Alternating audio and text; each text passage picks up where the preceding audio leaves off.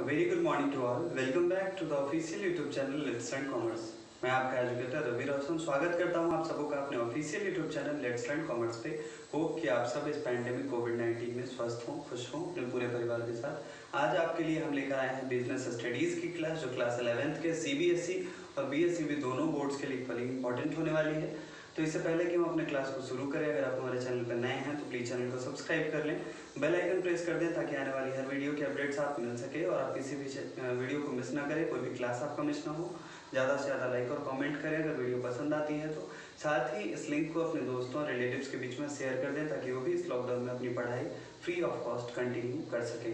तो आइए शुरू करते हैं अपने आज के बिजनेस स्टडीज़ की क्लास। और बिजनेस स्टडीज़ की क्लास में आज हम पढ़ने वाले हैं, हमने पिछले क्लास में जॉइंट स्टॉक कंपनी के बारे में डिस्कस किया था, उसके डेफिनेशन को पढ़ा था, जॉइंट स्टॉक कंपनी क्या होती है। फिर हमने बात करी थी उनके कैपिटल के बारे में और शेयर कैपिटल क्या होता है, इसकी बात हमने की थी। आज के इस सेशन में हम जानेंगे इसके फीचर्स को कि जॉइंट स्टॉक कंपनी जो होती है उसके फीचर्स क्या होते हैं, इनके मेरिट्स क्या होते हैं, इनके लिमिटेशंस क्या होते हैं। उसके बाद हम बात करेंगे डिफरेंस की कि पब्लिक कंपनी और प्राइवेट कंपनी में क्या डिफरेंस है, ठीक। और उसके बाद टाइप्स ऑफ कंपनी में आज हम डिस्कस करेंगे प्राइवेट कंपनी का अगले दिन। फिर हम आपके लिए जो वीडियो लेकर आएंगे वहाँ हम पब्लिक कंपनी की बात करेंगे। आज फिलहाल हम प्राइवेट कंपनी की चर्चा करेंगे। तो आइए बिना डिले किए हम अपने सेशन को शुरू करते हैं। और सबसे पहले हम जानते हैं कि किसी भी जॉइंट स्टॉक कंपनी का फीचर्स क्या होता है, उसकी विशेषताएं क्या होती है। तो यहाँ देखेंगे आप फीचर्स ऑफ ए कंपनी लिखा हुआ है, जिसमें सबसे पहला पॉइंट है आर्टिफिशियल पर्सन, जिसका हिंदी होगा कृत्रिम व्यक्ति। तो कंपनी जो है कृत्रिम व्यक्ति है, ऐसा इसलिए कहा जाता है क्योंकि ये लीगली एक पर्सन होता है, ठीक है। ये कोई पर्सन नहीं है जिसे हम देख सकें या कोई ऐसा पर्सन नहीं जो सिग्नेचर कर सके। ये बस लीगली एक पर्सन होता है जो अपने सारे रिप्रेजेंटेटिव के तरफ से, अपने सारे ऑनर के तरफ से काम करता है, ठीक है। तो हम इसलिए कहते हैं कि कंपनी एक कृत्रिम व्यक्ति होती है क्योंकि इसके भी सर्वाधिकार हैं, इसके भी कॉमन सील हैं, इसके भी मुहर की वैल्यू है। तो इन सारी चीज़ों के कारण इसे आर्टिफिशियल पर्सन कहा जाता है, ठीक। दूसरा जो है हमारा वो है सेपरेट लीगल एंटिटी, ठीक। सेपरेट लीगल एंटिटी कहने का मतलब कि इसका पृथक कानूनी अस्तित्व होता है। ऐसा नहीं है कि कोई भी एक ऑनर जो है वो अगर मर जाता है, ठीक है, कोई भी एक ऑनर जो है अपने शेयर को बेच देता है तो उससे कंपनी कहीं भी बंद होने वाली है, ऐसी कोई बात नहीं है, ठीक है। तो इसका सेपरेट लीगल एंटिटी है। दूसरी बात कि यहाँ पे ऐसा भी नहीं है कि अगर किसी कारणवश कंपनी डूब जाती है, कंपनी का व्यापार बंद हो जाता है और इन फ्यूचर उसको अपने डेट्स को पे करने के लिए कैश की ज़रूरत होगी, पैसों की ज़रूरत होगी, तो ऐसा नहीं कि वो डिपेंडेंट होगी अपने ऑनर पे, ठीक। ऑनर पे डिपेंडेंसी जो होती है केवल कैपिटल के लेवल तक होती है। जो शेयर का वैल्यू होगा, जैसे 2000 का शेयर है, 10 रुपये उसका वैल्यू है, तो 2000 × 10 20,000 तक ही उनका लिमिट मतलब लायबिलिटी होगी। उसके बाद वो जो है अपने पर्सनल एसेट्स को बेच के कंपनी के दायित्वों को भुगतान नहीं करेंगे। तो बात आती है कि कंपनी के दायित्व का भुगतान हो कैसे। तो कंपनी के दायित्व का भुगतान होता है उसका जो एसेट्स होता है, ठीक, कंपनी के जो एसेट्स होते हैं उनको बेच के फिर हम यहाँ पे जो है लायबिलिटीज़ को पेमेंट करते हैं। थर्ड है इसका फॉर्मेशन, ठीक। तो कंपनी का फॉर्मेशन जो है वो एक लेंथी प्रोसेस है।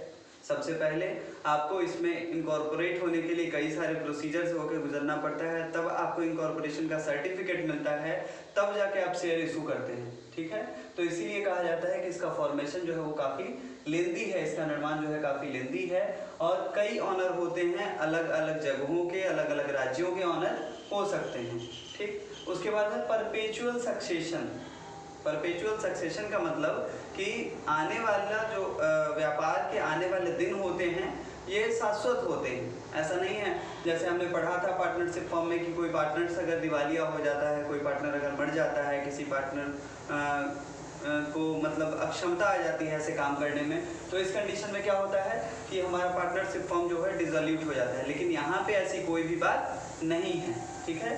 इसका परपेचुअल सक्सेशन होता है अगर किसी कारण से कोई भी अंशधारी जो है, कोई भी शेयर होल्डर जो है वो नहीं, वो मर जाए, किसी कारण से वो दिवालिया हो जाए, पागल हो जाए, तो इस कंडीशन में कंपनी पे उस पर कोई असर नहीं पड़ेगा। तो इसीलिए कहा जाता है कि इसका परपेचुअल सक्सेशन होता है। कंट्रोल की अगर हम बात करें तो वैसे तो ऑनर जो होते हैं इनके वो चुनते हैं लोगों को जो कंट्रोल करें, लेकिन मेनली जो पावर होता है कंट्रोल करने का वो बोर्ड ऑफ डायरेक्टर्स के हाथ में होता है, ठीक है। बोर्ड ऑफ डायरेक्टर्स में कई मेंबर्स होते हैं जो चुने जाते हैं कंपनी के शेयर होल्डर्स के द्वारा, और फिर वही लोग जो है कंट्रोलिंग पावर उन्हीं के हाथों में होती है कंपनी की। तो हम कह सकते हैं कि कंट्रोलिंग पावर जो है यहाँ किस तरह की है, तो यहाँ पे कंट्रोलिंग पावर जो है हमारा डेमोक्रेसी के जैसा है, लोकतंत्र के जैसा, ठीक। लायबिलिटी की अगर हम बात करें तो अभी अभी मैंने आपको बताया कि यहाँ पे शेयर होल्डर्स जो होते हैं कंपनी के, जो ऑनर होते हैं, शेयर होल्डर्स ही कंपनी के ऑनर होते हैं, तो जो ऑनर होते हैं उनकी लायबिलिटी केवल अंश के मूल्य तक सीमित होती है। जो शेयर का वैल्यू होता है वहीं तक सीमित होती है, उससे ज़्यादा कुछ नहीं होती। जैसे एक एग्जाम्पल देखिए, मान लीजिए कि मोहन के पास 2000 शेयर है और एक शेयर का वैल्यू 10 रुपये है, तो टोटल कितने के शेयर हो गए? 2000 इंटू 10 20,000। मान लीजिए कि उसने से उसमें 8 रुपये तक का भुगतान कर दिया है, मतलब 2000 इंटू 8 60,000 वो पेमेंट कर चुका है, तो बचा हुआ कितना पैसा है उसके पास? 20,000 माइनस 16,000, 4,000 रुपये अभी भी उसके पास बचे हुए हैं। तो बस वही 4,000 तक उसकी देनदारी है, उससे ज़्यादा के लिए वो लायबल नहीं है। तो वही कहा जाता है यहाँ पे कि लायबिलिटी जो होती है यहाँ पे वो लिमिटेड होती है। कॉमन सील का मतलब कि कंपनी की एक सार्वजनिक मुद्रा होती है जो कंपनी की पहचान होती है। जैसा कि हमने पहले ही पढ़ा कि कंपनी जो है वो कृत्रिम व्यक्ति है, आर्टिफिशियल पर्सन है, तो ये सिग्नेचर नहीं कर सकती, ये किसी को रिप्रेजेंट नहीं कर सकती, तो इसीलिए ये अपना जो काम करती है वो एक सील के जरिए करती है, मोहर के जरिए करती है, जिसे हम कॉमन सील के नाम से जानते हैं। तो जो भी कंपनी के दस्तावेज होते हैं, चाहे वो प्रोस्पेक्टस हो, चाहे वो मेमोरेंडम ऑफ एसोसिएशन हो, वो सारे जगहों पे कॉमन सील कंपनी की होती है। इसके बाद हम बात करेंगे रिस्क बियरिंग की, ठीक। जोखिम जो होता है इसमें कम होता है, पार्टनरशिप फर्म या सोल ट्रेड के मुकाबले जोखिम जो होता है इसमें कम होता है। क्यों कम होता है जोखिम? तो जोखिम कम होने के कारण ये है कि यहाँ पे क्या होता है कि जैसे पार्टनरशिप फॉर्म में या सोल ट्रेड में क्या होता है, सोल ट्रेड की अगर हम बात करें तो जो भी दायित्व होता है वो सारा का सारा दायित्व किस पे आरोपित होता है? जो कंपनी का वन एंड ओनली जो प्रोप्राइटर होता है उसी पे, ठीक है। तो वहाँ तो सबसे ज़्यादा होती है। पार्टनरशिप फॉर्म में अगर 2 साझेदार हैं, 3 साझेदार हैं, 4 साझेदार हैं, तो उन दोनों, तीनों या चारों पे होती है, लेकिन वहाँ भी होती है। वहाँ भी क्या बताया गया था आपको कि अगर उन लोगों का ज़रूरत पड़े कि उन लोगों के पर्सनल एसेट्स को बेच के तब अगर हम फर्म का मतलब लायबिलिटी चुकाना हो तो ऐसा भी किया जाता है, लेकिन ज्वाइंट स्टॉक कंपनी में ऐसी कोई बात नहीं होती। और रिस्क की जो भी संभावना होती है, ठीक है, हानियों की जो भी संभावना होती है वो सारे शेयर होल्डर्स में बच जाते हैं। ऐसा नहीं कि केवल एक शेयर होल्डर होता है किसी भी कंपनी का, शेयर होल्डर कई होते हैं, बहुत सारे होते हैं। तो इसीलिए धीरे धीरे मतलब कई लोगों में, अगर मान के चलिए बहुत ज़्यादा प्रॉफिट है, मान के चलिए किसी कंपनी को 20,000 रुपये की नुकसान हो गई किसी कारण से, अब उसके 10 शेयर होल्डर हैं, तो ऐसा तो नहीं कि एक ही आदमी को 20,000 का बर्डन पड़ा, यहाँ तो 2-2 हज़ार किसी में डिस्ट्रीब्यूट हो गया। तो इसीलिए कहा जाता है कि यहाँ पे रिस्क बियरिंग जो होती है पार्टनरशिप फर्म के मुकाबले और सोल ट्रेड के मुकाबले बहुत ही कम होती है। तो ये था फीचर्स ऑफ अ कंपनी। अब हम बात करेंगे merit of A joint stock company की।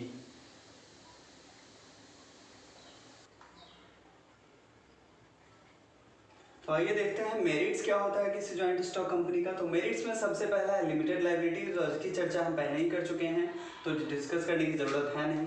दूसरा है ट्रांसफर ऑफ इंटरेस्ट, हितों का हस्तांतरण। तो ऐसा पब्लिक कंपनी में होता है, ठीक है, प्राइवेट कंपनी में ऐसी सुविधा नहीं है।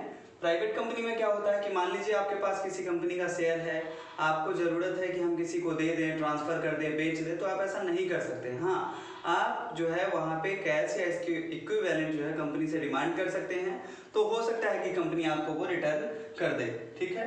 लेकिन पब्लिक कंपनी में आप इस चीज़ के लिए बिल्कुल स्वतंत्र है, वहाँ पे आपको लिबर्टी मिलती है कि आप जब चाहें अपने शेयर को ट्रांसफ़र करके फिर जो है अपने हित का ट्रांसफ़र आप कर सकते हैं। तो आपके बदले अब जो है किसको मिलेगा डिविडेंड? तो जिसके पास शेयर होगा उसको डिविडेंड मिलेगा। बात आती है अगला परपेचुअल एग्जिस्टेंस की, ठीक, ये हम लोग बात कर चुके हैं। इसका शाश्वत अस्तित्व होता है, ठीक है। यहाँ पे किसी भी ऑनर के दिवालिया होने का, किसी भी ऑनर के इंसैनिटी होने का, किसी भी ऑनर के मरने का कहीं कोई असर नहीं पड़ता है, सो इसीलिए कहा जाता है कि इसका परपेचुअल एग्जिस्टेंस होता है। फोर्थ है स्कोप फॉर एक्सपेंशन, ठीक है, ये दोनों एक दूसरे से को रिलेटेड हैं। स्कोप फॉर एक्सपेंशन का मतलब होता है कि इसको एक्सपैंड करने की पूरी संभावना होती है इन फ्यूचर में। क्यों? क्योंकि यही कारण है, परपेचुअल एग्जिस्टेंस होता है इसका, ठीक, किसी भी ऑनर के आने से या जाने से इस पर कोई फर्क नहीं पड़ता है। सो इसीलिए कहा जाता है कि इसका स्कोप फॉर एक्सपेंशन ज़्यादा होता है। फिफ्थ है प्रोफेशनल मैनेजमेंट। यहाँ पे जो लोग भी चुन के आते हैं बोर्ड ऑफ डायरेक्टर्स के समूह में, बोर्ड ऑफ जो डायरेक्टर्स होते हैं वो सबके सब प्रोफेशनल मैनेजमेंट ट्रेनी होते हैं। सो एक अच्छी प्रबंधन कौशल जो है वो मिल जाती है इस जॉइंट स्टॉक कंपनी में, और इस चीज़ की कमी यहाँ पे नहीं खलती। तो ये थे इसके मेरिट्स से एडवांटेज। और अब हम बात करने वाले हैं डिसएडवांटेजेस की या लिमिटेशंस की, जिसमें पहला है कॉम्प्लेक्सिटी इंफॉर्मेशन। जैसा कि हमने पहले ही बात किया था कि इसको बनाने के लिए, इसको फॉर्मेशन के लिए, इसके निर्माण के लिए बहुत जटिल कई प्रोसीजर हैं, जिसको पार करने के बाद आपको इनकॉर्पोरेशन का सर्टिफिकेट मिलता है, तब जाके आप जो है अपने बिजनेस को, अपने कंपनी को आगे बढ़ा सकते हैं। दूसरा है लैक ऑफ सिक्रेसी। यहाँ पे क्या होता है कि गोपनीयता की कहीं कोई बात ही नहीं होती, बहुत कम संभावना होती है कि आपकी बातें जो है गोपनीय रहे, क्योंकि इसमें क्या होता है कि बहुत सारे शेयर होल्डर्स आपसे जुड़े होते हैं, बहुत सारे डिवेंचर होल्डर्स आपसे जुड़े होते हैं, तो उनको सारी जानकारियां कंपनी के बारे में होती हैं, और जरूरी नहीं कि वो सबके सब इस चीज़ को, इस सेक्रेसी को मेंटेन करें। कई लोग ऐसे होते हैं जो इस चीज़ को बता देते हैं, लोगों को पब्लिक कर देते हैं, या कई बार न्यूज़पेपर में, मैगजीन्स में कंपनी जो है बार बार अपने जितने भी इसके अपडेटेशन होते हैं, अपग्रेडेशन होते हैं, उससे इन्फॉर्म करती रहती है कंपनी के रजिस्ट्रार जो होते हैं, रजिस्ट्रार ऑफिस में उसको। तो इसीलिए कहा जाता है कि यहाँ पे इन्फॉर्मेशन जो सीक्रेट नहीं रह पाता।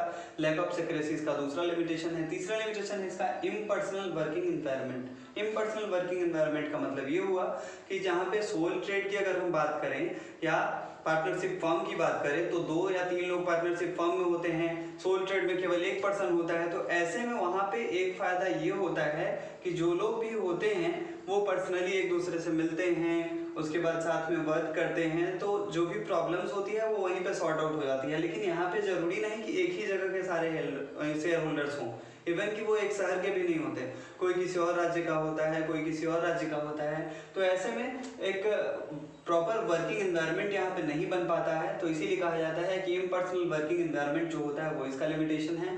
फोर्थ है numerous regulation. Rule and regulation जो है कंपनीज एक्ट 1956 के अकॉर्डिंग यहाँ पे कंपनी के सारे रूल्स को फॉलो करना होता है। अगर आप किसी भी रूल्स को फॉलो नहीं करते तो हो सकता है आपका इनकॉर्पोरेशन ना हो या आपको सर्टिफिकेट प्रोवाइड ना करवाई जाए, तो आपका बिजनेस आगे बढ़ेगा ही नहीं, आपकी कंपनी आगे नहीं बढ़ पाएगी। तो यहाँ पे न्यूमरस रेगुलेशन जो है वो अगला हमारा लिमिटेशन है। फिफ्थ है delay in decision making. Decision making में यहाँ पे देरी की संभावना होती है, और ऐसा इसलिए होता है कि अलग अलग लोगों के अलग अलग मत होते हैं, और कई लोग इसमें शामिल होते हैं, कई मेंबर्स होते हैं इसके। फिर उसके बाद वो अपना मत बोर्ड ऑफ डायरेक्टर्स को देते हैं, तब बोर्ड ऑफ डायरेक्टर्स जो है वो फैसले को सुनाते हैं, फैसला लेते हैं।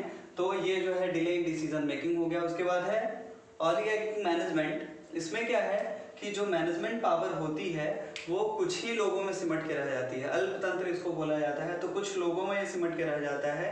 क्यों? क्योंकि बोर्ड ऑफ मेंबर्स में बहुत कम मेंबर होते हैं, 2, 3, 4, 5 मेंबर्स होते हैं।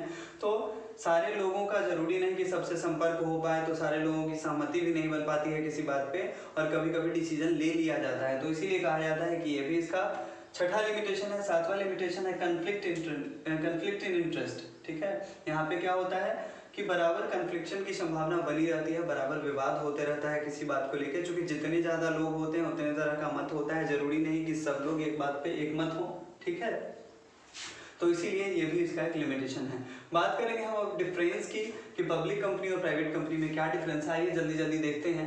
तो यहाँ पे 3 कॉलम मैंने बनाया, बेसिस का, और उसके बाद पब्लिक कंपनी और प्राइवेट कंपनी का। तो मेंबर्स की अगर हम बात करें तो पब्लिक कंपनी में मिनिमम 7 मेंबर्स होने चाहिए, और मैक्सिमम की कोई संख्या निर्धारित नहीं है, लिमिटलेस है। ठीक, प्राइवेट कंपनी में मिनिमम 2 मेंबर्स होने चाहिए, और मैक्सिमम आप 50 मेंबर रख सकते हैं, उससे ज़्यादा नहीं।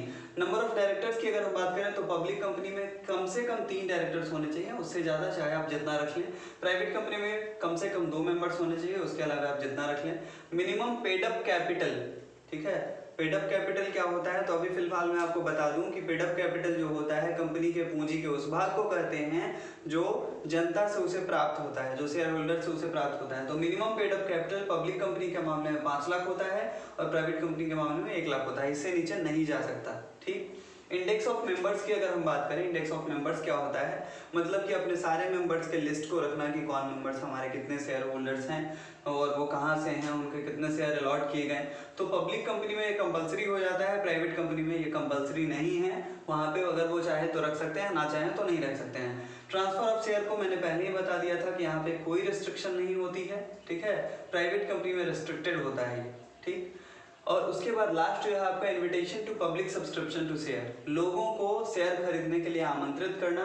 तो पब्लिक कंपनी वाले ऐसा कर सकते हैं, लेकिन प्राइवेट कंपनी वाले ऐसा नहीं कर सकते। तो प्राइवेट कंपनी वाले जो है किसी किसी केस में करते हैं, अदरवाइज वो अपने शेयर को जो है जनरली अपने ही स्टाफ्स के बीच में, अपने ही मेंबर्स के बीच में, अपने ही डायरेक्टर्स के बीच में सेल कर लेते हैं, इशू कर देते हैं। टाइप्स ऑफ कंपनी की अगर हम बात करें तो दो तरह की कंपनियां होती हैं, प्राइवेट कंपनी और पब्लिक कंपनी, जो हमने पीछे ही देख लिया। तो आज सिर्फ हम प्राइवेट कंपनी पे डिस्कस करेंगे कि प्राइवेट कंपनी क्या है। तो private company means a company which, private company वो कंपनी है जो, तीन कंडीशंस हैं इसके। पहला कंडीशन क्या है, restrict the right of members to transfer its share, अपने मेंबर्स को रेस्ट्रिक्ट करती है, उन पर प्रतिबंध लगाती है कि आप इस शेयर को ट्रांसफर नहीं कर सकते हो, ठीक है। प्राइवेट कंपनी में मैंने पहले ही कहा आपको कि यहाँ पे आप चाह के भी अपने शेयर को दूसरे को हस्तांतरित नहीं कर सकते हैं। दूसरा, has a minimum of 2 and a maximum of 50 members, जहाँ पे क्या हो, मिनिमम 2 मेंबर्स हो और मैक्सिमम 50 मेंबर्स हो। तीसरा क्या है, does not invite public to subscribe to his share capital, ये अपने शेयर को खरीदने के लिए लोगों को, पब्लिक को इनवाइट भी नहीं कर सकती। और चौथा, must have minimum paid up capital of 1 lakh, और ये बहुत जरूरी है कि कम से कम 1 लाख पेड अप कैपिटल उनका हो। तो जिनमें भी, जिस कंपनी में भी ये सारी चीजें मौजूद हैं, ये सारी बातें हैं, वो कंपनी प्राइवेट कंपनी है, ठीक है। प्रिविलेजेस की अगर हम बात करें, जिसको विशेषाधिकार कहा जाता है, तो एक प्राइवेट कंपनी के क्या क्या विशेषाधिकार हैं, क्या क्या चीजें हैं, वो हम देखते हैं। तो फर्स्ट पॉइंट है, private can formed by only 2 members whereas 7 people are needed to form a public company। हम लोग पहले ही जान चुके हैं कि प्राइवेट कंपनी में क्या होता है कि कम से कम 2 मेंबर्स से आप जो है शुरू कर सकते हैं अपनी कंपनी को, लेकिन पब्लिक कंपनी में जो है कम से कम 7 मेंबर्स जरूरी होते हैं इसको शुरू करने के लिए। दूसरा पॉइंट है हमारा, there is no need to issue a prospectus as a public is not invited to subscribe to share of a private company. Private company में क्या होता है कि आपको प्रोस्पेक्टस इशू करने की जरूरत नहीं होती। अब ये प्रोस्पेक्टस क्या होता है मैं आपको बता दूं। तो प्रोस्पेक्टस एक ऐसा डॉक्यूमेंट है जिसमें कंपनी के बारे में सारी जानकारियां दी जाती हैं कि उसका कब फॉर्मेशन हुआ, उसकी पेड-अप कैपिटल कितनी है, किस में व्यापार करती है, कहाँ कहाँ पे उसका ऑफिस है, पास्ट रिकॉर्ड्स क्या रखे हैं उसके। तो ये सारी चीजें हमें बताता है कौन, प्रोस्पेक्टस, ठीक है। तो प्राइवेट कंपनी के मामले में प्रोस्पेक्टस इशू करना कंपलसरी नहीं है, क्योंकि पब्लिक को तो ये अपना शेयर बेचती ही नहीं, इनको तो अपने मेंबर्स के बीच में ही शेयर इशू करना है, तो वो लोग तो ऑलरेडी इसके बारे में जानते हैं, तो इसीलिए यहाँ पे कंपलसरी नहीं होता है कि वो जो है अपने प्रोस्पेक्टस को इशू करे। थर्ड है, allotment of share can be done without receiving the minimum subscription, ठीक है। मतलब कि शेयर का अलॉटमेंट जो है बिना मिनिमम सब्सक्रिप्शन के भी किया जा सकता है। जैसे रूल क्या है कि कम से कम, जैसे मान के चलिए कि आपने 1 लाख शेयर इशू किया है, ठीक है। तो जब तक 10%, कम से कम 10% जो है, 10,000 शेयर जो है, उसके लिए जब तक आपको आवेदन नहीं आया तब तक आप अलॉट नहीं कर सकते उन शेयरों को, ठीक है। लेकिन ऐसा कोई रिस्ट्रिक्शन यहाँ पे नहीं है, आप जो है यहाँ पे अलॉटमेंट कर सकते हैं। फोर्थ है, private company can start business as soon as it receive certificate of incorporation. Private company जो है इनकॉर्पोरेशन का सर्टिफिकेट मिलते ही अपना बिजनेस जो है स्टार्ट कर सकती है। The public company on the other hand has to wait for the receipt of certificate of commencement before it can start business. यहाँ पे क्या है, इनकॉर्पोरेशन ऑफ सर्टिफिकेट, जैसे ही मिला काम शुरू, समामेलन की जो प्रमाण पत्र है समामेलन का, वो जैसे ही मिला कि हम बिजनेस शुरू कर सकते हैं। लेकिन प्राइवेट कंपनी में, पब्लिक कंपनी में क्या है, तो पब्लिक कंपनी में जब तक आपको कमेंसमेंट के लिए नहीं मिलेगा सर्टिफिकेट कि अब आप अपने व्यवसाय को शुरू कर सकते हैं, आप अपने बिजनेस को शुरू कर सकते हैं, तब तक आप यहाँ पे शुरू नहीं कर सकते। पांचवा है, a private company needs to have only 2 directors as against the minimum of 3 directors in the public company, ठीक है। प्राइवेट कंपनी में कम से कम 2 डायरेक्टर से ही आपका काम चल जाएगा, 2 डायरेक्टर अगर हैं तो आप ठीक हैं। लेकिन पब्लिक कंपनी में क्या है, पब्लिक कंपनी में कम से कम 3 डायरेक्टर्स होने चाहिए। तो ये सारे विशेषाधिकार हैं जो एक प्राइवेट कंपनी को मिलते हैं, ठीक है। उसके बाद अगला है आपका, there is no restriction on the amount of loans to directors in a private company. Private company में लोन का जो अमाउंट है डायरेक्टर्स के लिए, इस पर कोई पाबंदी नहीं है, but there is but there is no need to take permissions from the government for granting the same in the case of a public company. लेकिन पब्लिक कंपनी में ऐसा है, ठीक है, यहाँ पे आपको ये सुविधा नहीं मिलती है। तो ये थे प्रिविलेजेस जो प्राइवेट कंपनी को मिलते हैं कंपनी अधिनियम 1956 के अंतर्गत। आज हमने इन सारी चीज़ों को पढ़ा, कंपनी के सारे फीचर्स को, उनके मेरिट्स को, उनके डिमेरिट्स को। पब्लिक कंपनी के बारे में हम अगले वीडियो में बात करेंगे। तो आज के क्लास में इतना ही। होप कि आपको ये पूरी वीडियो समझ में आई हो। Thank you very much for watching this video. Have a nice day. Jai